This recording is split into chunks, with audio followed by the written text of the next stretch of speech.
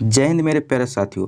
आज इस वीडियो में कवर करेंगे जीके जीएस का प्रैक्टिस सेट नंबर 5 करेंगे और 1 से 4 तक ले पूरे प्रैक्टिस सेट कवर कर लिए। अगर वो वीडियो नहीं देखे हैं तो इसी वीडियो को डिस्क्रिप्शन बॉक्स में आपको प्ले लिस्ट मिल जाएगा, उसमें आपको 4 तक ले आपको वीडियो मिल जाएगा। और हिंदी का भी प्रैक्टिस सेट नंबर 3 तक ले कवर कर लिए है, उसका भी आपको प्ले लिस्ट का लिंक मिल जाएगा इसी वीडियो के डिस्क्रिप्शन बॉक्स में। जा करके देखिए और आप लोग बताइएगा कि आपको कितना इम्प्रूव हो रहा है। तो हर वीडियो के भांति इस वीडियो में भी आपको 50 क्वेश्चन आपको जीके जीएस के कराने वाले हैं। तो चलिए स्टार्ट करते हैं। और स्टार्ट करने से पहले मैं एक बात और आप लोगों को बता दूं कि चैनल को सब्सक्राइब नहीं किए तो चैनल को सब्सक्राइब करके बेल बटन प्रेस कर दीजिए।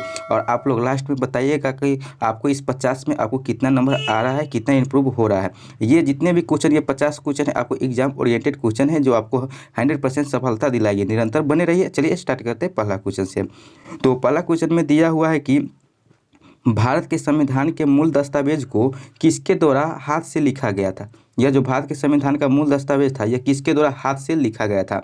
ऑप्शन नंबर ए में दिया हुआ है कि डॉक्टर BR अम्बेडकर, बी में दिया है सरोजिनी नायडू और सी में दिया है प्रेम बिहारी नारायण रायजादा और डी में दिया हुआ है डॉक्टर राजेंद्र प्रसाद। तो यह जो भारत के संविधान का मूल दस्तावेज है, यह प्रेम बिहारी नारायण रायजादा द्वारा लिखा गया था। तो इसका right answer option number C हो जाएगा, प्रेम बिहारी नारायण रायजादा।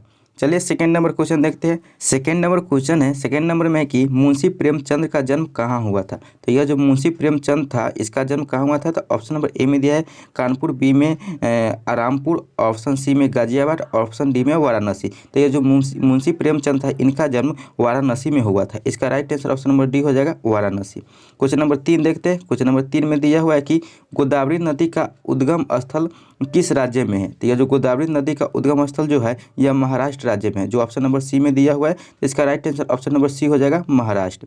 ठीक है, अगला क्वेश्चन देखते हैं। क्वेश्चन नंबर 4 है कि भारत की सबसे बड़ी मीठे पानी की झील कौन सी है। तो यह जो भारत की सबसे बड़ी मीठे पानी की झील का बात किया जाए तो यह बुल्लर झील है, जो ऑप्शन नंबर 4 में दिया हुआ है, यानी डी नंबर में। इसका right answer option number D हो जाएगा, बुल्लर झील। क्वेश्चन नंबर 5 है और 5 में दिया हुआ है कि भारतीय मानक समय आधारित है। तो यह जो भारतीय मानक समय आधारित जो है, यह 82 डिग्री 30 पूर्वी देशांतर पर है। तो इसका right answer option number A हो जाएगा। ठीक है, क्वेश्चन नंबर 6 है। 6 में दिया हुआ है कि नील आंदोलन कहाँ हुआ। तो यह जो नील आंदोलन जो हुआ है, यह बंगाल में हुआ। इसका right answer option number B हो जाएगा, बंगाल। ठीक है, अगला क्वेश्चन, क्वेश्चन नंबर 7 है कि प्रथम पंचवर्षीय योजना विकास के किस मॉडल पर आधारित था। तो यह जो प्रथम पंचवर्षीय योजना था जो विकास के, यह था जो हेराडे डोमार मॉडल पर आधारित, यानी कि हैरोड डोमार मॉडल पर आधारित था यह प्रथम पंचवर्षीय योजना। ठीक है, इसका right answer option number B हो जाएगा।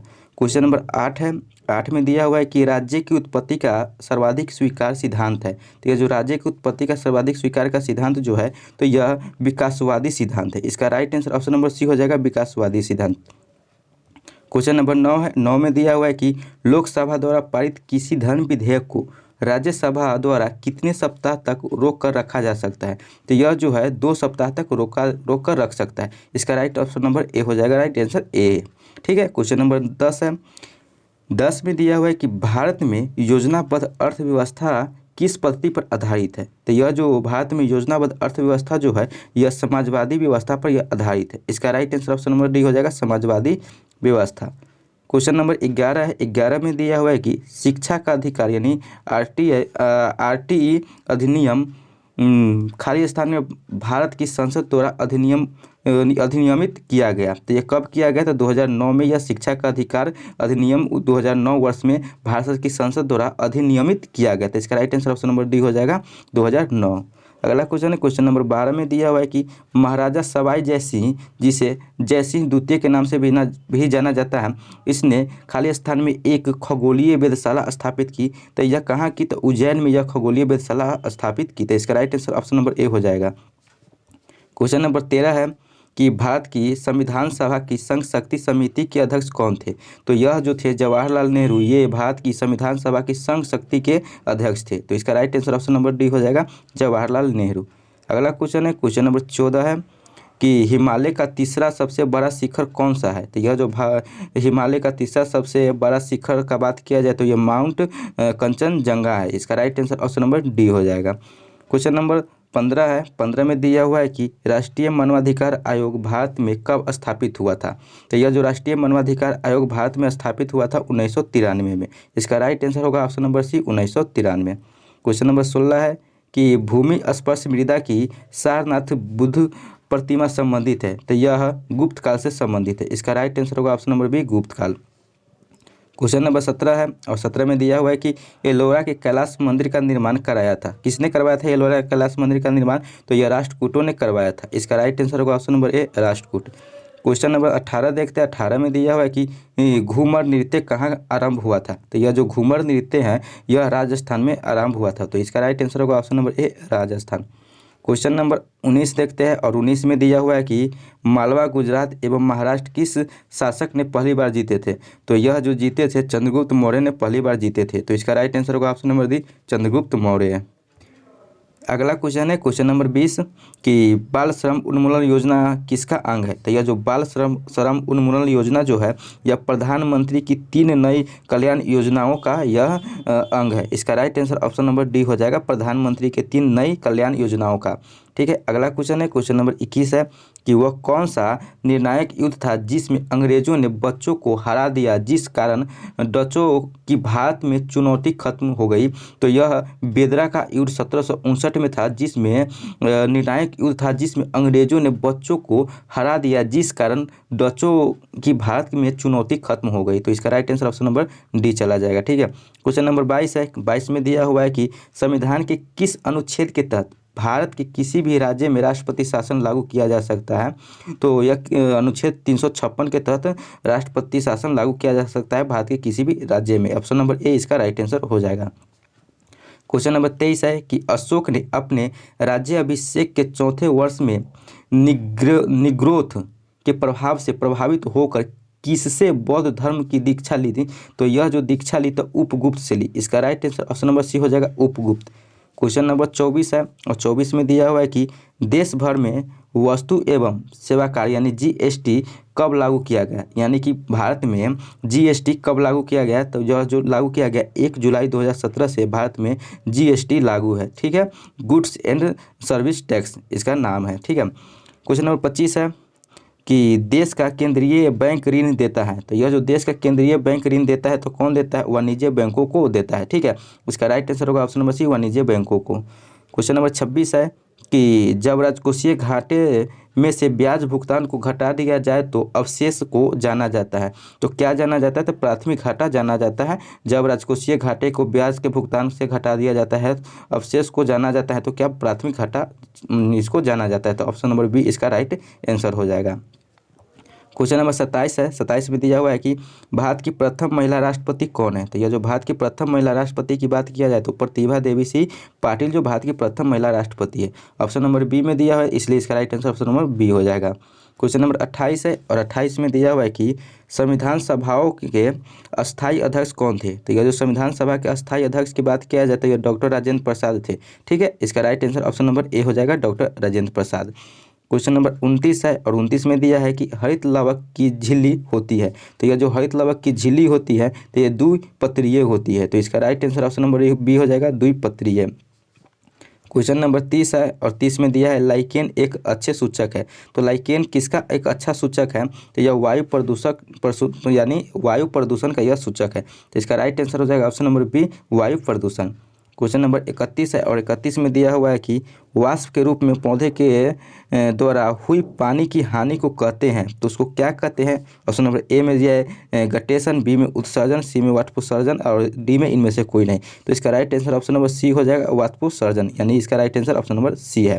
क्वेश्चन नंबर 31 है कि अम्लीय वर्षा के मुख्य घटक है। तो अम्लीय वर्षा के मुख्य घटक कौन है? तो सल्फ्यूरिक और नाइट्रिक अम्लीय वर्षा का मुख्य घटक है। इसका right answer option number A हो जाएगा।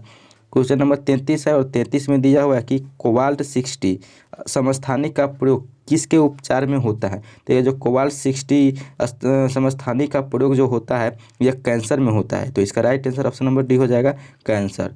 ठीक है, क्वेश्चन नंबर 34 है और 34 में दिया हुआ है कि अलबरूनी भारत कब आया था? तो अलबरूनी भारत आया था यह 11वीं शताब्दी में आया था। तो इसका right answer option number C हो जाएगा, 11वीं शताब्दी। ठीक है, अगला क्वेश्चन देखते हैं, क्वेश्चन नंबर 35 है। और 35 पर बढ़ने से पहले आप लोगों को मैं बता दूं कि आप लोग जिसका जो आंसर आता है तो आप कमेंट में ज़रूर बताइएगा। वीडियो को रोककर आप कमेंट में लिख दीजिए कि हाँ 35 का आंसर बी होगा, सी होगा, चाहे डी होगा।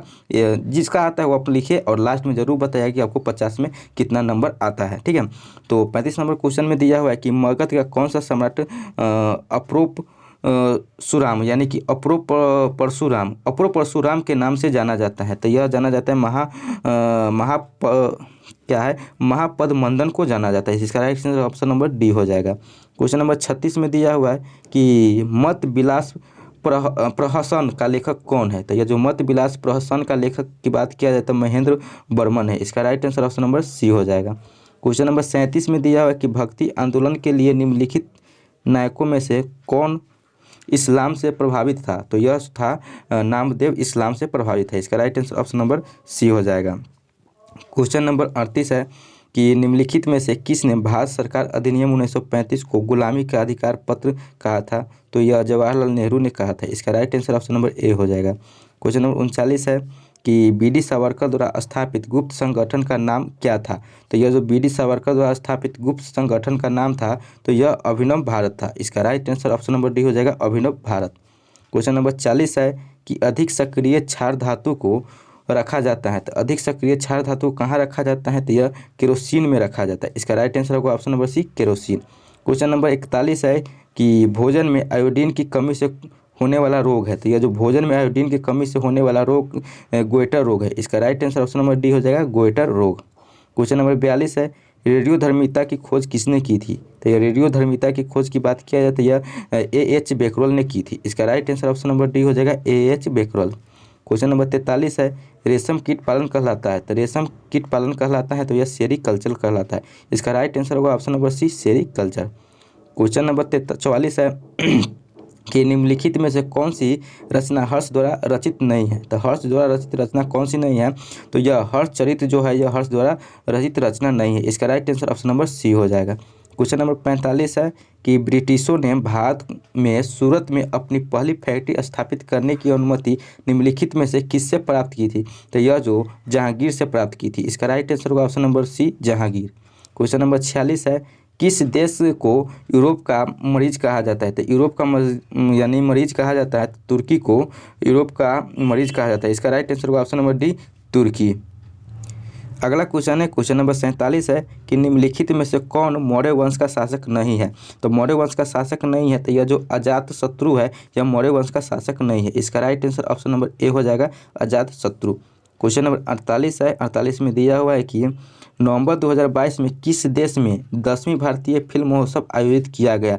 तो यह जो किया गया तो दक्षिण कोरिया में किया गया। इसका राइट आंसर होगा ऑप्शन नंबर सी, दक्षिण कोरिया। क्वेश्चन नंबर 49 है 22 नवंबर 2022 को उत्तर प्रदेश के मुख्यमंत्री योगी आदित्यनाथ ने कहां पर यूनेस्को भारत अफ्रीका हैकाथॉन 2022 का उद्घाटन किया है। तो यह किया है ग्रेटर नोएडा में किया है। तो इसका right answer option number B हो जाएगा, ग्रेटर नोएडा। और आज इस सेशन यानी कि प्रैक्टिस सेट नंबर 5 का लास्ट क्वेश्चन है, 50वां नंबर क्वेश्चन है। और इससे पहले आप लोगों को फिर से मैं बता दूं कि चैनल सब्सक्राइब नहीं किए हैं तो चैनल सब्सक्राइब करके बेल बटन प्रेस कर लीजिए। आपको इस पर निरंतर तैयारी कराया जाएगा CRPF और CISF हेड कांस्टेबल मिनिस्ट्रियल के लिए। और आप लोग बताइए कि इस 50 क्वेश्चन में आपको कितना सही हुआ है और कितना गलत हुआ है, ये आप जरूर कमेंट करके बताइएगा।